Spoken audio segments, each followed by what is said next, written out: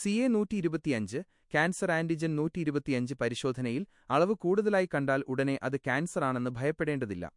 ഈ പ്രോട്ടീന്റെ അളവ് കൂടുന്നത് പലപ്പോഴും അർബുദമല്ലാത്ത ബെനൈൻ സാധാരണ ആരോഗ്യപ്രശ്നങ്ങൾ മൂലവുമാകാം. ഇക്കാര്യത്തിൽ നിങ്ങൾ അറിഞ്ഞിരിക്കേണ്ട പ്രധാന കാര്യങ്ങൾ താഴെ നൽകുന്നു. 1. ക്യാൻസറല്ലാത്ത കാരണങ്ങൾ.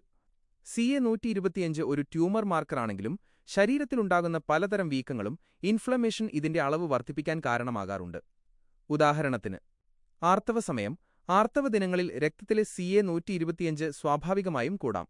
ഗർഭാവസ്ഥ, ഗർഭകാലത്തും ഇതിന്റെ അളവിൽ വ്യത്യാസം വരാം. ഗർഭാശയമുഴകൾ ഫൈബ്രോയിഡ്സ്, ഗർഭാശയത്തിലെ ലഘുവായ മുഴകൾ ഈ അളവ് വർദ്ധിപ്പിക്കാം. എൻഡോമെട്രിയോസിസ്, ഗർഭാശയത്തിനു പുറത്ത് കോശങ്ങൾ വളരുന്ന അവസ്ഥ. പെൽവിക് ഇൻഫ്ലമേഷൻ PID, സ്ത്രീകളുടെ പ്രത്യുത്പാദന അവയവങ്ങളിലുണ്ടാകുന്ന അണുബാധ. കരൾ സംബന്ധമായ അസുഖങ്ങൾ, ലിവർ സിറോസിസ് പോലുള്ള അവസ്ഥകളിലും CA-125 കൂടാം. 2. പരിശോധനയുടെ പരിമിതികൾ. എല്ലാ ക്യാൻസർ രോഗികളിലും CA-125 കൂടണമെന്നില്ല. അണ്ഡാശയ ക്യാൻസറിന്റെ ഒവേരിയൻ ക്യാൻസർ പ്രാരംഭഘട്ടത്തിലുള്ള പകുതിയോളം പേർക്കും സാധാരണ നിലയിലുള്ള റിസൾട്ട് വരാം. അതുകൊണ്ടുതന്നെ ക്യാൻസർ ഉണ്ടോ എന്നുറപ്പിക്കാൻ ഈയൊരു ടെസ്റ്റ് മാത്രം മതിയാകില്ല. 3. എപ്പോഴാണ് ഗൗരവമായി കാണേണ്ടത്? ആർത്തവ വിരാമം മെനോപോസ് കഴിഞ്ഞ സ്ത്രീകളിൽ CA-125 അളവ് ഉയർന്ന നിലയിൽ കാണപ്പെടുന്നത് കൂടുതൽ ശ്രദ്ധിക്കേണ്ട കാര്യമാണ്.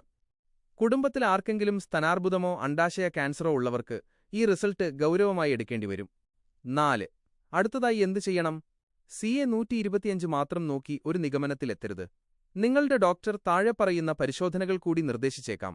അൾട്രാസൗണ്ട് സ്കാനിംഗ്, ട്രാൻസ്വാജിനൽ അൾട്രാസൗണ്ട്, അണ്ഡാശയത്തിലെ മുഴകൾ തിരിച്ചറിയാൻ, CT സ്കാൻ, കൂടുതൽ വ്യക്തതയ്ക്കായി. തുടർച്ചയായ പരിശോധന, കൃത്യമായ ഇടവേളകളിൽ ടെസ്റ്റ് ആവർത്തിച്ച് അളവ് കൂടുന്നുണ്ടോ എന്ന് പരിശോധിക്കൽ. ചുരുക്കത്തിൽ, CA-125 കൂടിയാൽ അത് അർബുദമാകാനുള്ള സാധ്യത വെറുമൊരു സൂചന മാത്രമാണ്. ഒരു ഗൈനക്കോളജിസ്റ്റിനെയോ ഓങ്കോളജിസ്റ്റിനെയോ കണ്ട് ശരിയായ പരിശോധനകൾ നടത്തുകയാണ് വേണ്ടത്.